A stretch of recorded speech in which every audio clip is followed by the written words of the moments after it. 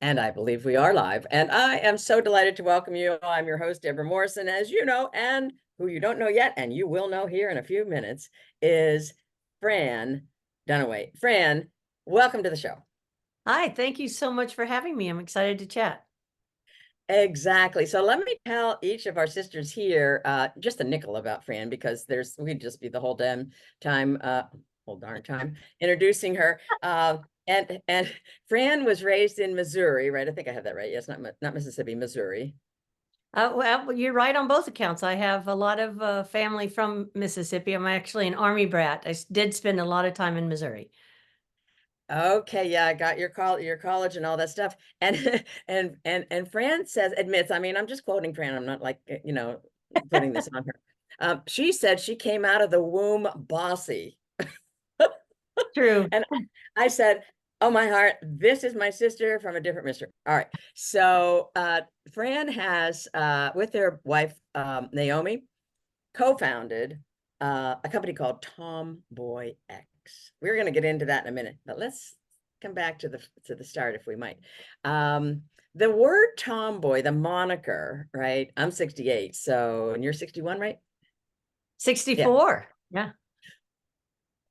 I was reading a lot of articles and last year and this year, and I'm like, what's the date of this article? Yeah. So you don't look a day over 60. So there we have it. Well, she's talking about the word tomboy, and I love this. I love words, first of all. I love context, and I love the phraseology of tomboy, because it's kind of been around for a long time. I was raised on a farm, so like almost all the girls were tomboys because we had to lift hay, and to do whatever you had to do. And I quote Fran. She said on an NBC Out interview, "It comes from deep within tomboy. It's a part of you that is very much about being authentically you." It kind of trips me up. And being the person that is brave and strong and wants to take on the world and be unapologetic about who you are. About who you are. Like something that big. Yeah. That's just, to me, that's like a mic drop. So, yeah, I want to kind of get into the avid game player. I mean, there wasn't a competitive bone in your body. You ended up at the War of Warcraft level 80. Yeah. And a gnome rogue named Franzi. And she describes herself.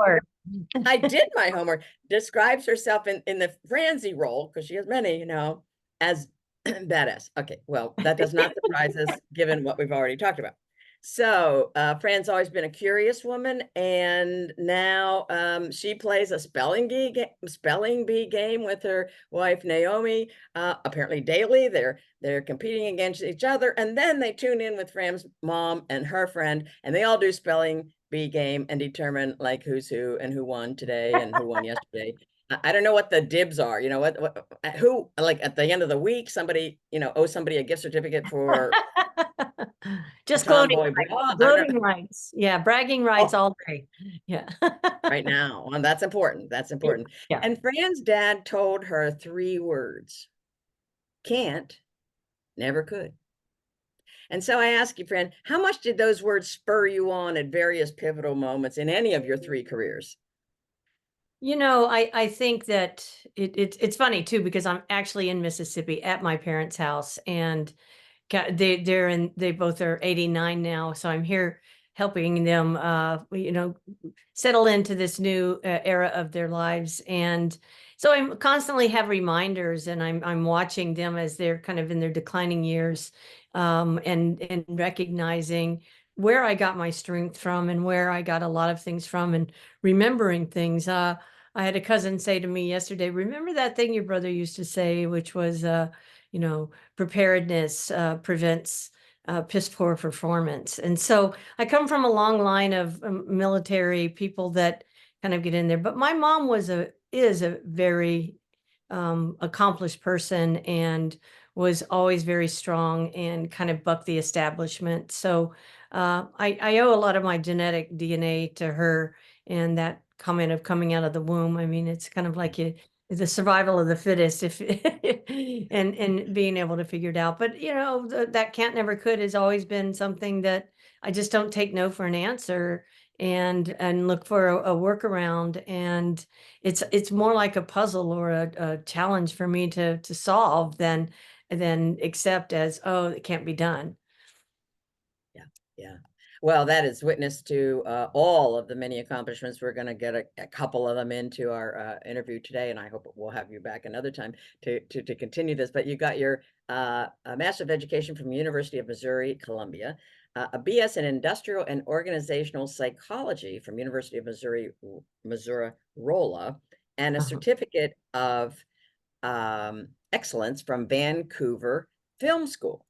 And so you can talk with us about anything that works for you. And yet I'm wanting to delve into your first career, Fran, which was working with developmentally disabled kids and adults.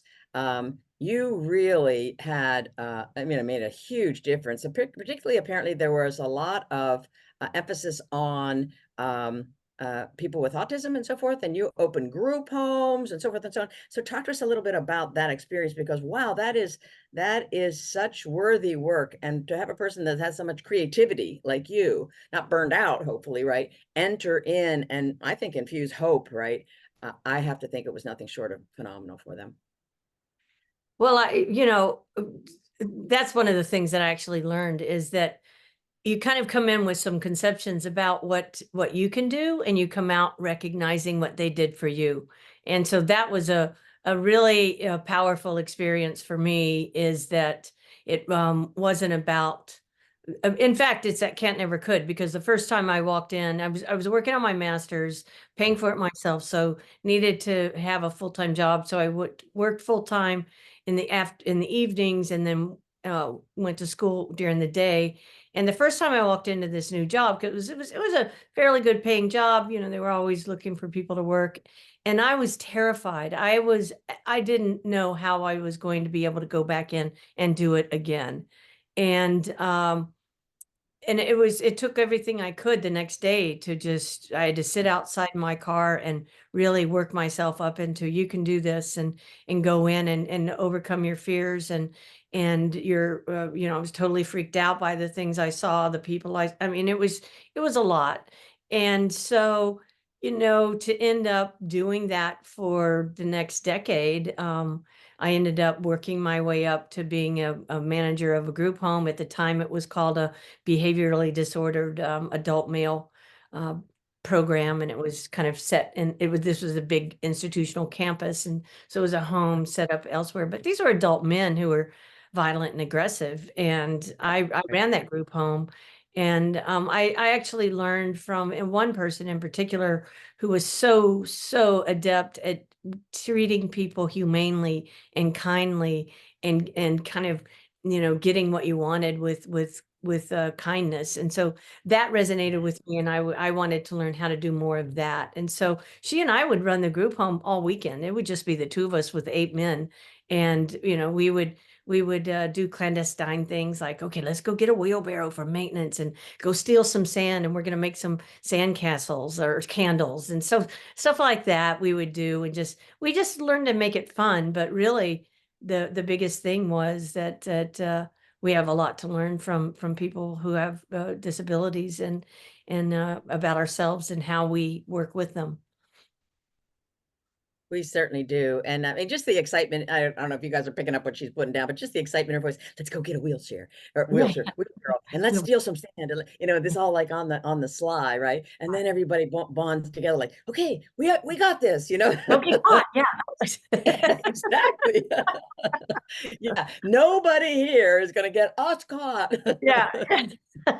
Oh, that's so good. So then I mean, I'm picturing you like every day's Fran, like in your car stealing yourself. And God love you that you did it, and then you said, okay, next chapter. And you Hmm. describe yourself as an amateur photographer. Now I'll tell you, when I went to your Instagram page a couple of weeks ago, I saw all kind of food. I'm like, all right, foodie, Oh right? yeah. Yeah. And then I'm looking at the pictures. I'm like, who is the photographer here? Those are such stunning pictures. So Oh, yes, thank I mean, I'm a budding photographer. I'm not sure that I match your skill, and yet I mean, you guys go to her Instagram for a host of reasons, but the photography is out of this world. So then you like sold everything and go to Vancouver Film School. Tell us about it. That's right. Yeah, I had moved to Washington State and ended up back opening the first medically fragile group homes for medically fragile kids. So I went into institutions and brought kids back to the community. Did that for about 6 or 7 years and realized that I was getting tired. I think I was 26 or 27 at the time. And I ended up being the administrator of the whole organization. I had about 40 employees and I think 60 kids and adults in our program. And I was coming back from vacation in Hawaii and I just was like, I think I'm done. I'm done dealing with bureaucracy. Right. There was just a lot. And my dad had gave me my first camera when I was 6 and I still have it. And it was just one of those little brownies that you pop up and you look down in. And so I always loved photography and storytelling, and so felt like, okay, maybe I'll look into going to film school. So yeah, my then girlfriend and I, who was actually the one who taught me how to work so well with all those kids, we ended up together for a decade, and so she and I moved to the Northwest, and then we both went to Vancouver to pursue film interest. She ended up in the art production side of things, and then I always wanted to be a producer. It was Yes. everyone in the school wanted to be a director. I wanted to be a producer. I wanted to be in charge of the directors. So I love it. that was just kind of my natural footing. And so yeah, it was quite a leap, and it was scary, but it was worth it. Oh, amazing. And I love that phrase, and I stumbled upon it. Yeah, you wanted to be above them. Yeah. You wanted to run the show. I want to be the And boss. and and and a great boss you are, sweetheart. So then we progress to your taking that photography into media production, 15 years in media production, guys, Mhm. for Democratic candidates campaigns, and managing multi-million dollar budgets, large teams in production of TV and radio ads, animation for congressional candidates and social causes, produced TV episodes for PBS, independent films, like the kind of the small chump change. Oh yeah, not and festival showings at Sundance and Digidance. Holy Yeah. camole, that must have been like you must have been like on your wheels all the time. I mean, just going, going, going. Yeah, well, when I first started in with the political, it was a gig every year during the last part of the year, and then it worked into a full-time job, and then I became a partner in the media strategies firm. So at first, when I was just getting into it, you spend a year doing stuff for free, working on films, and I did everything from a boom operator, to Yeah. first assistant director. So all the different roles, which is my preference, so that I want to understand a role before I'm telling people how to do the role. And Yes. so, then, yeah, I ended up and when I was fully doing politics full time and a partner in the firm, I kept a go bag packed because, especially toward the end of the campaign season, they would Okay. call me in the middle of the night and say, you need to be in Salt Lake City by 6 a.m. and I'd go. And so yeah, it was very exciting work. I really loved it, and then I would start with post production and have to be in a room with 12 editors and just like handling all the chaos. I really thrive in chaos, and so that was a lot of fun, and wasn't looking to change doing that. I liked that gig because, well, first I got a paycheck, and second I got, nice long break after it was all over with. So would inevitably spend, January somewhere tropical. And so that was my gig, yeah, for about 15 years. And right around when I turned 50, it was uh, that was when kind of it all changed. Yeah. Yeah. Yeah. Well, I'm going to give you a little deets on Fran's career in social causes, very active in social causes, served the executive director of Equal Rights Washington, a not-for-profit focused on LGBTQ rights. She successfully advocated for the passage of the anti-discrimination legislation, Washington House Bill 2661 in the year 2006, served on the steering committee and board of governors of the Human Rights Campaign Seattle chapter.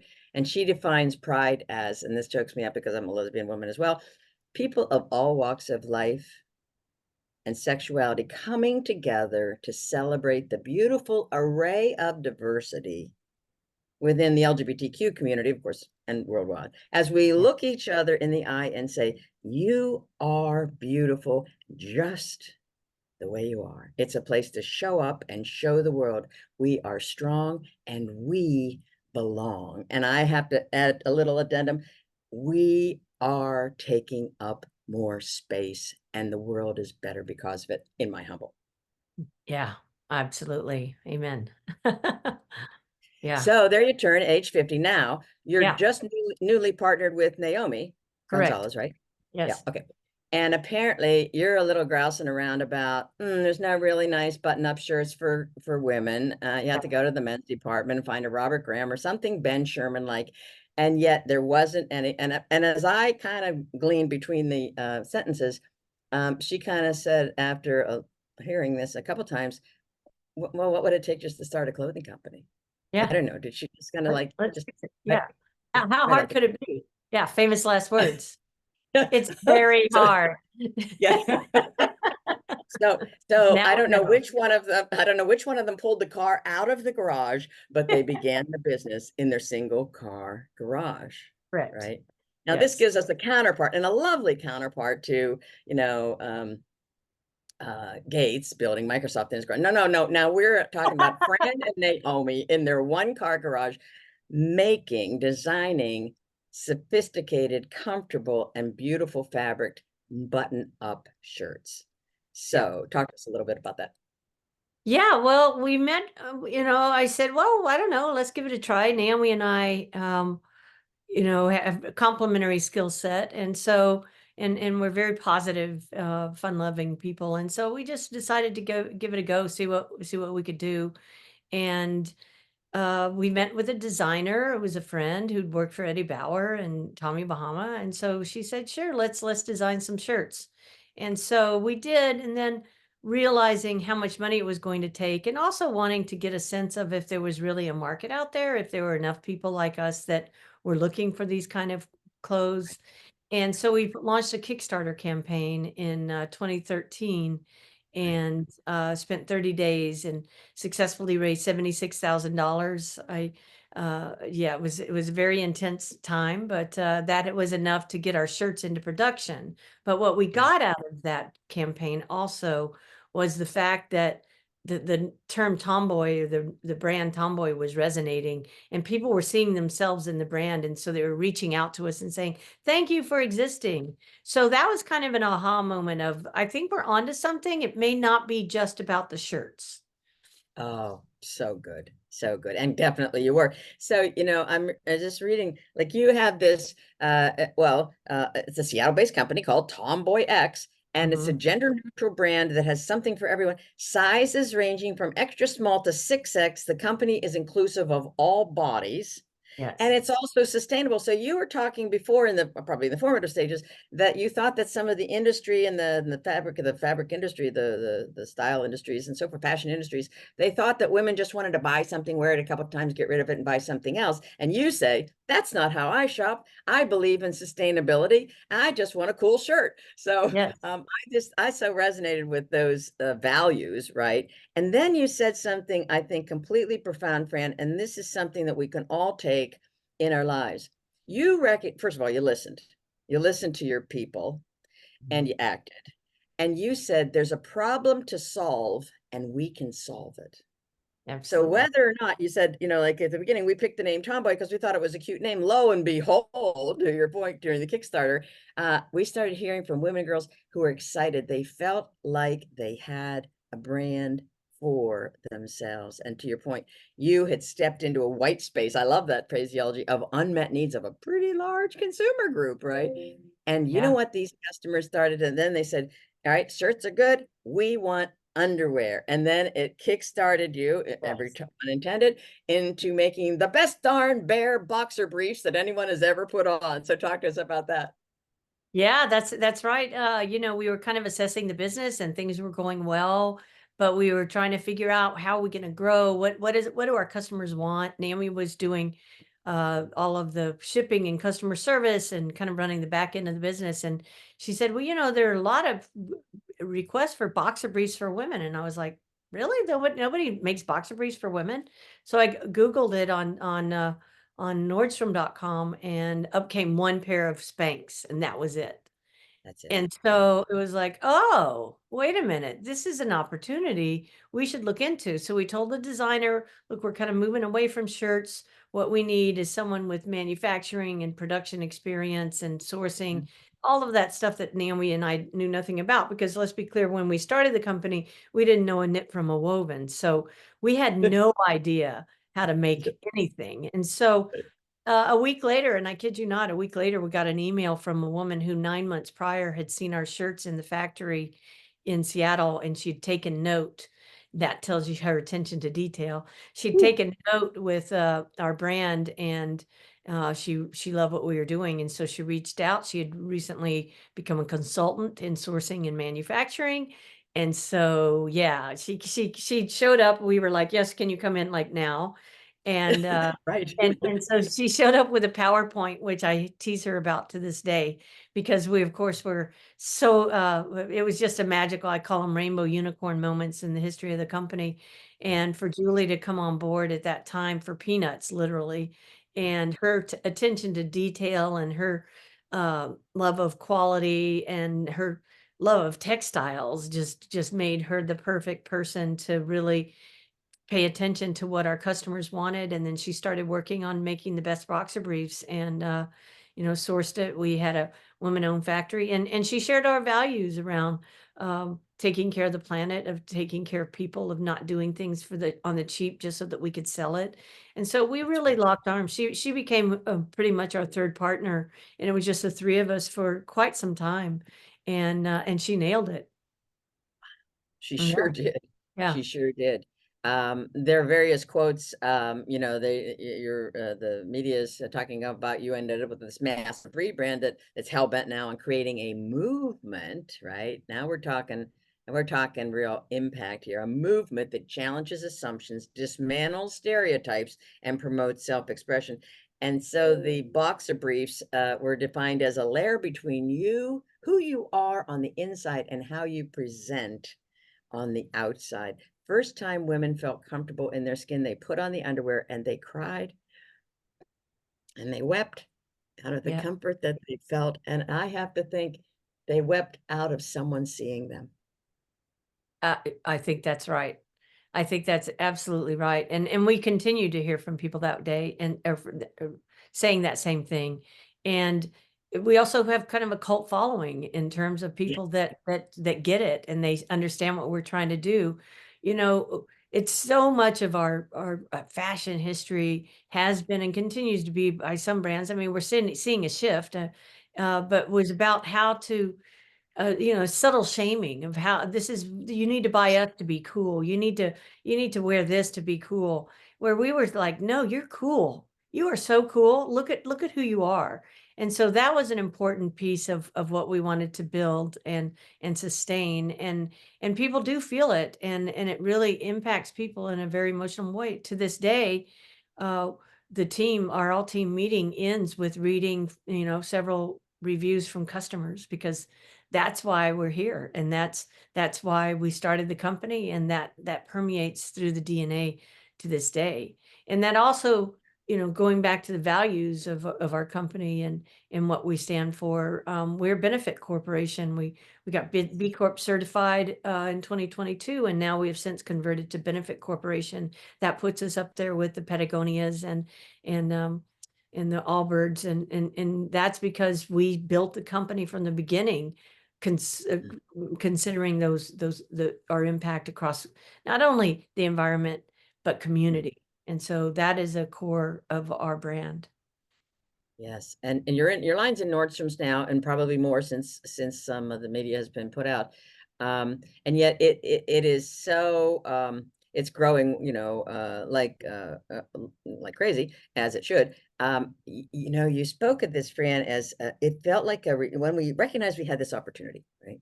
It felt like a responsibility, Mhm. like you put it out there, and maybe it was like a little, softball test into the pond, right? And then people gravitated toward it with such fervor that Mhm.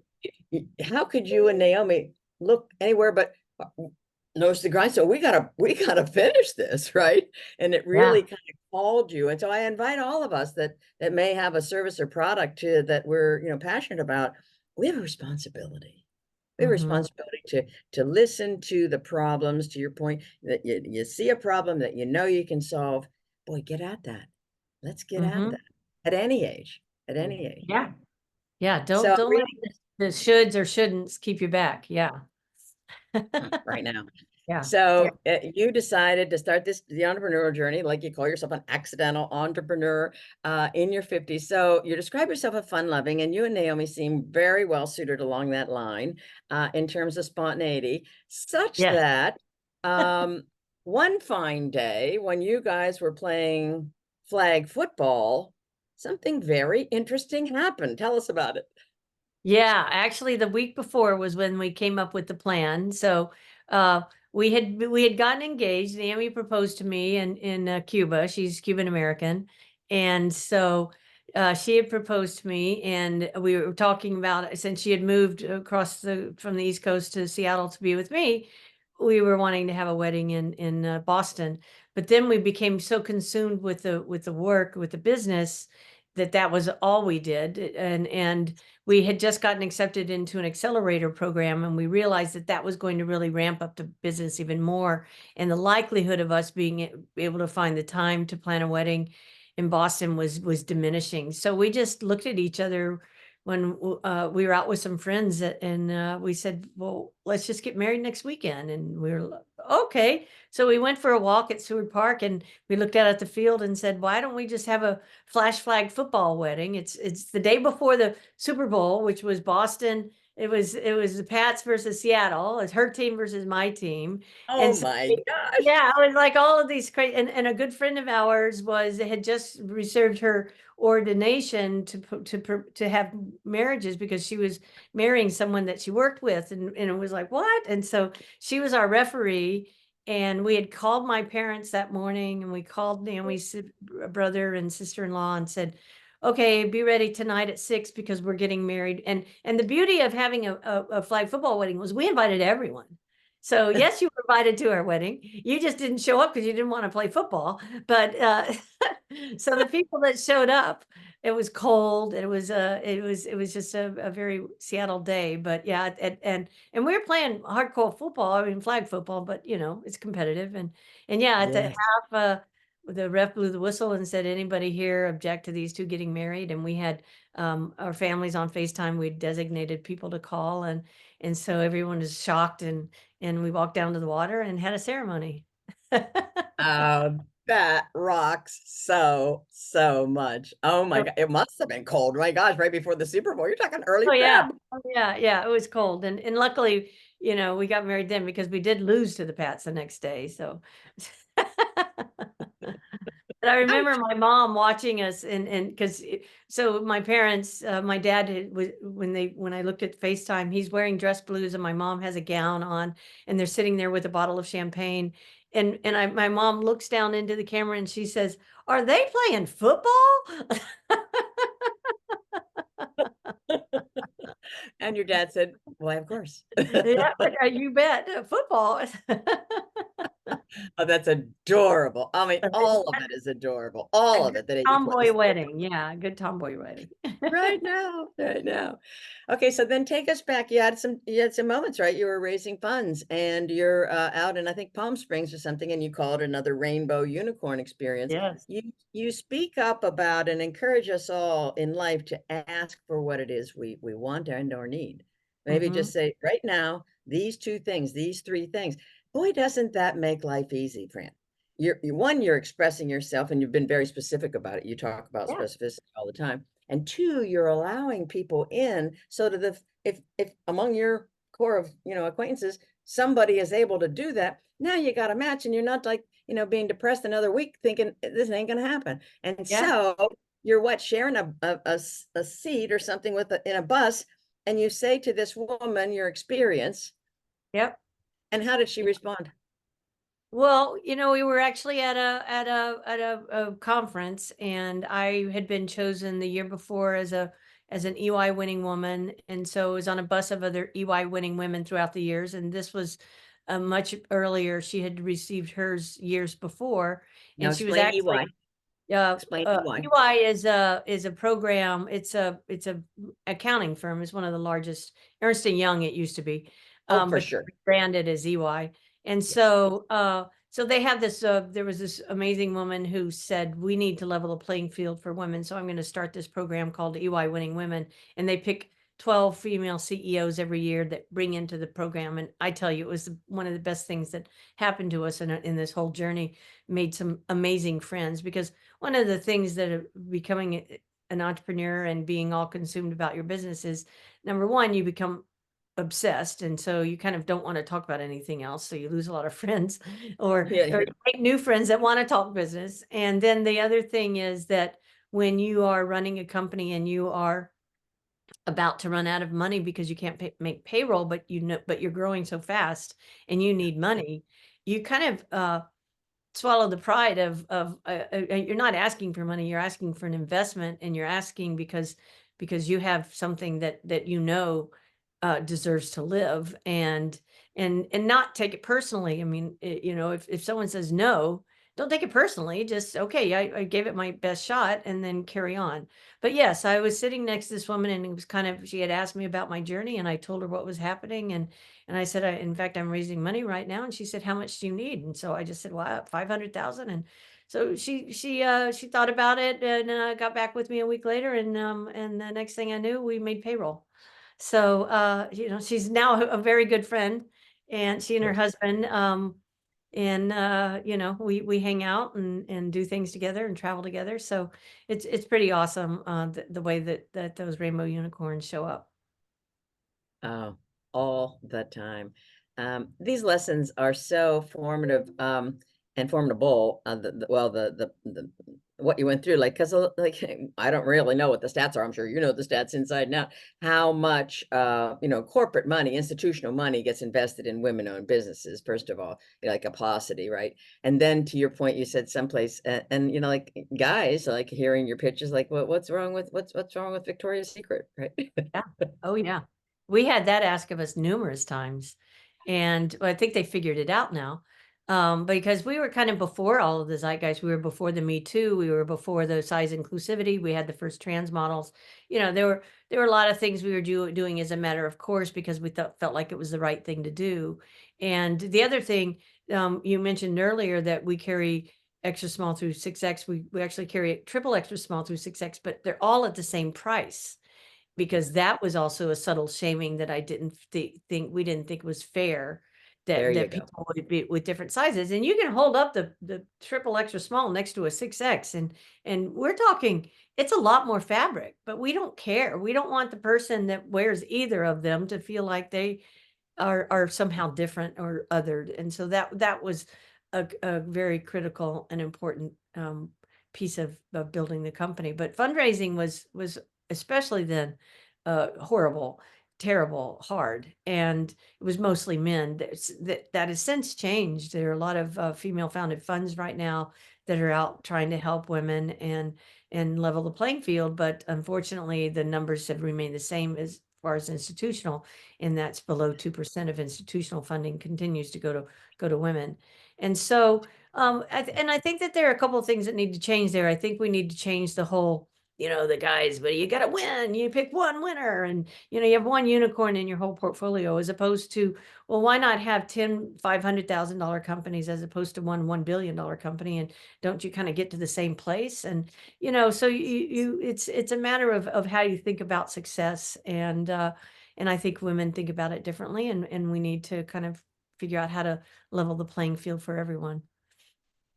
I couldn't agree more. And it was like the first time I read The Long Tail, which had to be a decade ago, and it was so profound. Like they talked about the Beatles, and if you weren't the Beatles, you just, you weren't going to get your records in the day, like release, right? And now there's this long tail, and you can have Yeah. thousands of great bands because of the distribution and the ability for other people to get familiar with something other than a completely blockbuster band or clothing company and so forth. So Yeah. I do think that women and other people that have been shunted to the side, that's part of the We Can Do It Women movement that I have founded, is that we're bringing women that are older, and society said, okay, you raised the kids or you had your career or Yeah. whatever. Oh, are you talking? We're not listening. We're not necessarily interested in paying you. And then, and, bit by bit, like it's like little by little, like the frog in Yeah. the water, not necessarily one day you wake up and say, wait a minute, I'm on the sidelines. We gotta just like pushed over.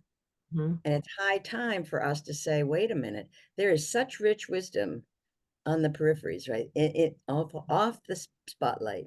And so we're bringing women into the spotlight to do things that are as imaginative as you and Naomi have done. I don't know if you're comfortable. I should have asked you this before. Sorry. You, I've read that you're a two-time breast cancer survivor. When did you get breast cancer? The first time was in 2003. I was 43, and so went through chemo and radiation, and then I didn't get it a second time. I'm actually a three-time cancer survivor, but two times breast cancer. And Mm. let's see, I got it again in 2019, but at that point, my my physician assured me that it was old lady breast cancer, and but since the fact that I had had it before, that just meant that I needed to get a bilateral mastectomy. So that's what I did. And then I realized a year later that why did I save one? So now I'm completely free of bras ever again. And I'm very happy with Oh. that. Oh, excellent. Well, in this journey, everyone, because we do have breast cancer survivors in our group for sure. Faye found, Fran found it, and found your, most bras couldn't accommodate the prostheses, Yeah. or they were all frilly and, pink lace. And so you released a bra meant for breast cancer survivors called the Holdster. I Yes. love that. Yes. Talk to us about it, how it fits in the strap placement and so forth, because it's very, very, very imaginative, Well, very wonderful.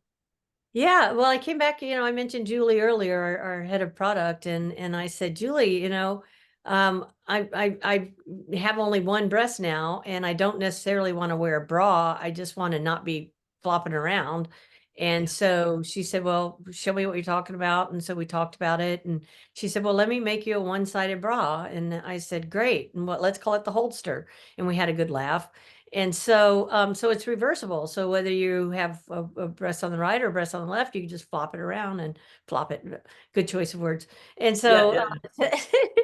and then you can just basically use it on either side. So yeah, it's especially great when you just come out of the surgery because you have that was the thing. I couldn't go anywhere, and the reason I couldn't go anywhere was because I was flopping around, and so if I had a bra that held me in place, I could go somewhere, but a regular bra was cutting on my incision. And so Yes. that's why we needed a nice soft bra that I could wear post-surgery. Mm, mm. Mhm. And you have them, and incidentally, the Fran's website is Tomboy, TOMBOYX, the letter X.com. And she has a BOGO special at this point, buy one, get Oh, one. Come yes. on, girls, let's pop over there. We'll get to Give it that a in a shot. minute. Let's talk about how the pandemic affected your business, Fran, because it surely did.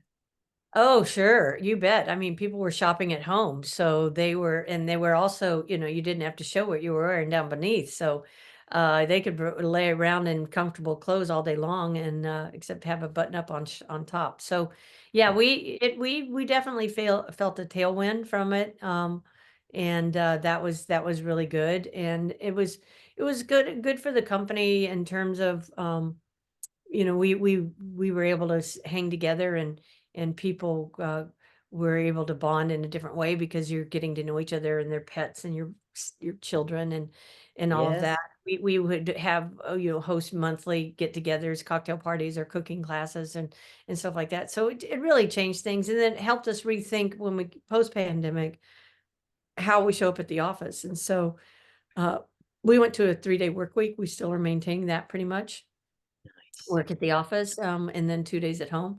So, but yeah, we definitely had some nice tailwinds that we took advantage of. I'm glad that, uh, in hindsight, we instead of making masks, we made these, I think they're called, I call them baklava, but I know that's the Greek recipe. I think it's balaclava or something. And Yes, you put yes, 'em up yes, over, yes. you put Mhm. them up over your face. So, so yeah, it was a kind of a boon time. And then, a lot of direct consumer has taken there's been a headwind, post pandemic. So, we're still surviving, and we're proud of what we've built. Well, absolutely, and, if I was putting the dates together, you were about to launch a swimwear, line, but not so many Uh, people were gathering on the beaches right then, right? Oh, So, no, there no, had to we be we some launched our swim, gosh, in we 2016 or oh, 7. So my bad. we've been, yeah, yeah. Our swim does really well. We're in REI stores now, with our swim. I wondered. I saw Yeah, you were in Nordstrom, and I'm thinking to myself, "This is REI stuff," it's for right yeah, against, up with Patagonia and so forth. Oh, I yeah, love REI. Oh my yeah, gosh. yeah, You guys, they're at REI. Okay. yeah, Um yeah. That is amazing. So, talk to us about some of our members here in the group and I call it 60 and wiser, right? Yes. And there's perhaps a little reticence about the old R word, the risk word. And you're very, very eloquent about how you talk about going into business. Go ahead and go into business for yourself. Be an entrepreneur if you're not like allergic to risk, fear, and change, change, change. And Yeah, so, of course, definitely. yeah, Yeah, and a healthy portion of all of them, right? yeah. And yet, I wanna disabuse us of the notion that, "Oh, that could be risky. Oh, not gonna do that." Like, let's just be present with it. Let's manage our expectations, and then let's look at women like you that have already gone through these and Mhm, more and mhm. say, "We can do this, women." Can be done. Yeah. Yeah, Absolutely. I think that's spot on. You have to look at your relationship and your own comfort.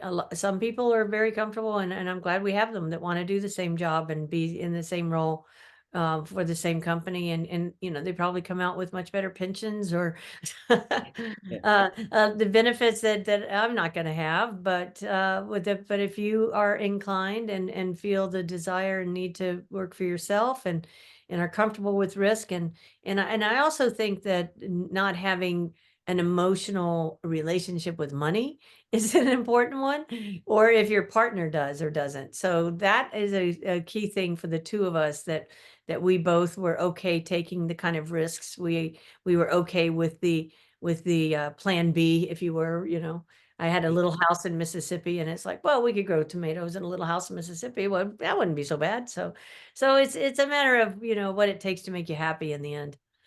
Yeah, yeah, yeah. And you, as I recall reading, you had 2 rules. You and Naomi had different, skill sets, and that's always a beautiful thing. Mhm. Your 2 rules were not running out of money because 'cause you're running an inventory company, and don't screw it up. Right. But, Those were my 2 jobs. She did everything else. it sounds like both of you did your jobs really well. So talk to us about the advice you might give your younger self. Oh gosh, I think one of the big things that keeps coming back and to me, is really, it's kind of cliche, but there's that notion of trusting your instincts or trusting your gut, and not letting people talk you out of it. There are a lot of people that are going to be naysayers, or that are going to come up with all the reasons that it shouldn't happen, or you might not be successful. I would question where they're coming from on that, whether they're talking to you about themselves or if there's something in it for them. But also, and I think especially, I think back to when I was in film school, and there was a film concept that I understood very clearly, and I was directing my little short film. I was chosen to do that, and I had these two guys who convinced me that I was doing it wrong, and we didn't do it that way. And later, and I still think about it sometimes, because I was like, I was right. I could have done it that way. But letting people talk you out of it, out of something, just because you're deferring to their expertise or gender even. Um, Yes. Oh, but yes. being able to stand your ground and just kind of working through it. But on the same hand, I would say that one of my strongest superpowers is that people consistently underestimate me. And so I've been able to use that to my advantage numerous times. and continue to do so, because people make assumptions about you based on their own ideas or perceptions of who you are and what you might be capable of. And I just go with it. I go with it until it's time to not. Well, I think that I mean, you're so spot on. Consider the source, right? Like, did this person have a little entrepreneurial foray and it didn't work and they came back shame-filled and whatnot, and now they're just like kind of, spitting arrows at anyone. The whole aspect of your continuing to come back to, don't take it personally. You ask for money, they can't give you money right now, they won't give you money right now, but you're building a relationship because you don't Absolutely. know that later they won't give you money, and they often do they not? Yeah, absolutely. Yep. No doesn't mean no. No means not now. Exactly. Yeah. So you were named one of the first Forbes lists, Yeah. 50 under 50, Yeah. and most Over. successful. 50 over. Sorry about that. Sorry That's about all that.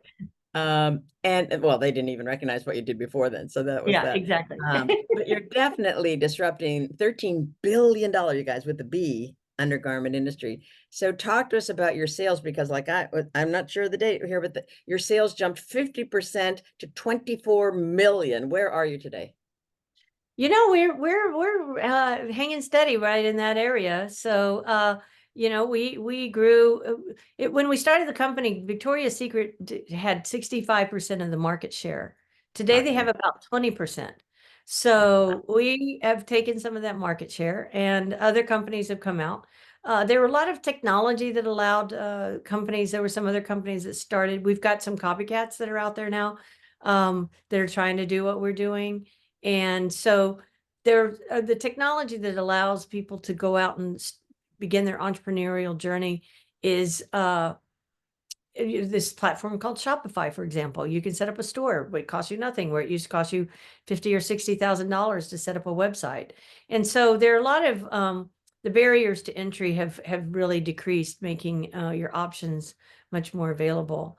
That being said, companies like mine are often underfunded. Women's underwear companies are often underfunded, and we struggle with that because there are three companies that started around the same time that we did, that were women's intimates, and we're in the intimates apparel, intimates category technically.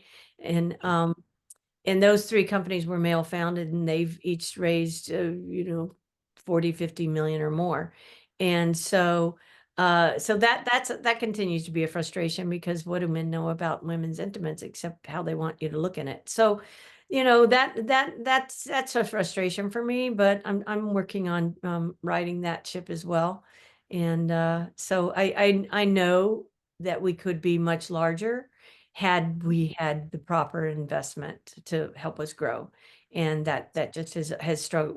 We've struggled with that. But I'm looking to change that. Yes. Yeah. In the past, you struggled with it. Yes, I think I read 95% of your seed money was women. Yes. Um, Absolutely. that makes sad. It's freaking sad, but true. Um, I have missed highlighting some of Fran's other accomplishments. 4 consecutive years on Inc.'s magazine, 5,000 fastest growing companies, named Small Business of the Year for King County, fastest growing minority owned company by Puget Sound Business Journal, and more. I'm sure that there are more in my notes here that I'm not able to highlight right now. So let's talk about your the community that you serve. The last stat I read, excuse me, was the community that TomboyX serves is 81% identify as female or gender queer non-conforming, 42% as LGBTQ, 16% as non-white. So you're serving, a community, a series of communities that heretofore have not been represented in the least. And I, for one, thank you. I'm overjoyed about it. Yeah, we are too. Our community is our greatest asset, and we continue to take input and ask questions and try to foster relationships within that community. We're a very small, lean team, and so it's important for us to get feedback and take ideas and get ideas from our community. We have a very wonderful, our extended sizing community, curvy gals. It's just a wonderful community. We also have a lot of cis male customers because our underwear is comfortable for all body types. Right. And so yeah, our community is important to us. And as I mentioned, we have somewhat of a cult-like following in our core customer base, and we're always looking for new customers. So we want to bring more people into the fold. Right. Well, I'm certain that I'm going to be buying some. I hadn't gotten a chance. Like I got on this cruise and I thought, well, I'll look into, and then our internet was like for cuts. Oh But yeah. oh boy, I've had good internet almost all day today, and I was like, oh my heart, this is excellent. Now, I also want to talk about the your inclusion in Michaela's book. She brought together 13 women, female firebrands. Oh my gosh. Tell me about how you got chosen for that and what was the story that you shared? Because I'm about to read it, but why don't you just tip us off as to Right, sure. That was years ago. You'll have to remind me. I really don't know. Michaela is based in Seattle. She was also in one of the fastest growing businesses in the Seattle area. Wonderful human being, and her company provided our HR services for years until we brought it in house. And so she was a great partner, and she just continues to inspire me in everything that she does. So Mm, I was thrilled to be asked. It's one of those things where you get a call and you don't know how it came about. Like the Forbes thing, I have no idea how that happened, but I was grateful for the opportunity. oh yeah, it's great ink. It's great ink. Yeah. What an honor. I like some of the quotes that I've read of yours, and I'm going to share a couple.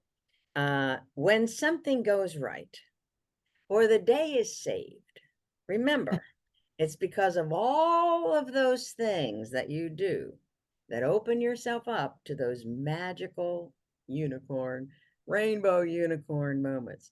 Wow, if that is an encouragement for us to always be about seeding, opening ourselves up, I don't know what is. So that is profound. And I was just needing to share that. You have done that. Naomi has done that. And we're hoping that they're going to even receive more financial riches and backing because this is such a wonderful business and mission and movement. I mean, there's no question. Thank you. You're welcome. And another one that I found amazing is, well, find those people in your network and be specific in your ask for where you are and what you need right now to help you, because there's no time to waste. Mhm. And then there's to make the world a better place. I think it's going to start on the inside. We have to love ourselves and feel good about who we are to go out and embrace the world unapologetically. Talk to us Mhm. about that, especially in a time like this.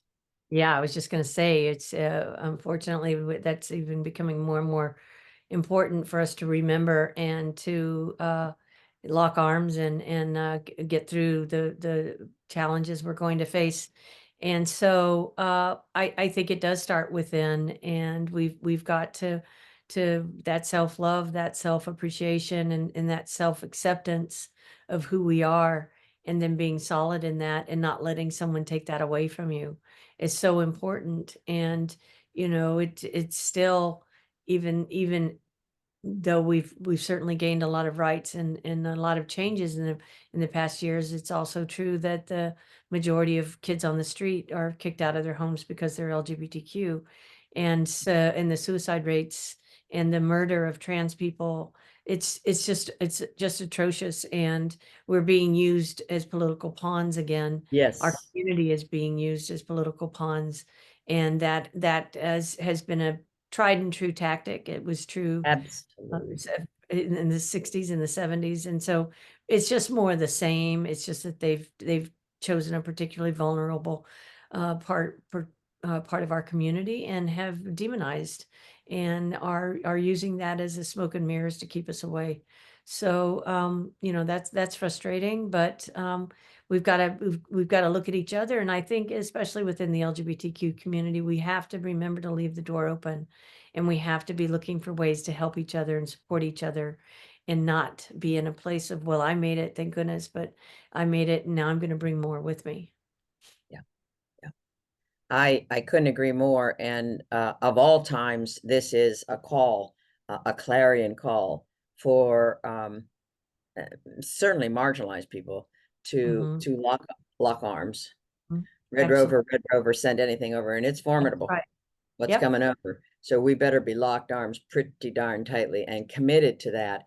Yep. And I think one thing that hopefully will help us in that line of thought process and action is another quote that I love of yours, Fran, and that is, be careful with the stories that you're telling yourself about why a rejection occurred.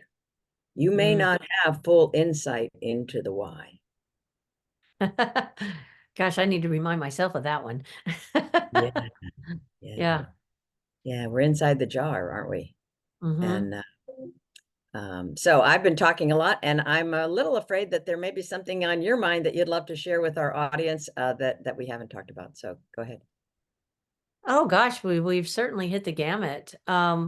I think that it's just important, especially as we're facing what we're facing, to think about and be cognizant and conscientious about where you spend your money and how you spend your money, and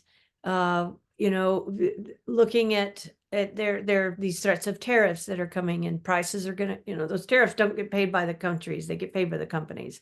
Us, So yes. it's causing a lot of chaos and concern, and you have to think about your business differently if you have to deal with these kind of things. And so, just keeping in mind that there might be other answers, or kind of along the same thing, where looking for the why behind there, but really supporting companies and putting your money behind companies that are supporting causes or doing things that you feel are the right thing to do. There are a lot of corporations that are making stances and aligning with what their values, and they're showing you very clearly where they stand. And so, is that all right with you, or is that something you're going to reject? And you can do so with your dollar, and you can do so with your voice, and you can do so with who you help. That is so apropos, and sometimes people have said to me at speaking engagements of, I'm not political. And you know what Mhm. I'm saying, especially lately. Wait a minute. Yeah. Life is political. And let me, I mean, for those in the back, politics forms legislation. Legislation and laws direct the federal budget, of which is funded by our tax dollars and Mhm. affects our lives and the people around us. So it is not a luxury to be political now. It's a very serious and in some cases life-threatening necessity. And I invite us to come into this with the spirit of inclusivity, with the spirit of opening ourselves out, because we all matter. We all have valuable input, and it's incumbent upon us to be listeners and to coalesce around some things, policies, legislation, spending, financing for the greater good, because it is about ultimately we the people, for the people. And unless we use our pie holes, that whole message will be buried, because there's a lot of machinery behind that. So nothing is big enough to stop us if we act together. And I implore us, let's all be acting together in concert to save ourselves and Yeah. our children and grandchildren if we have them. So it's with that I'm going to say Mm. heartfelt thanks, friend. This has been rich beyond words. Thank you. Thank you very I'm much. so delighted. Hopefully, pop out and meet you and Naomi at some point. I would love That'd that. be great. And Yeah, when you're we're coming always to up. New York area, Yeah, let's do it. Or Cocoa Beach, have a little condo that we could have a lot of fun, because I love fun too. So we're going to excellent. not have this be our last combo, but it's been a great kickoff, and I thank you from the bottom of my heart. Thank Thank you you. so much. I really appreciate your time, and have a great cruise. Thanks, Thank everyone. you so much. Okay. Okay, All take right. good care. Bye-bye. Bye-bye.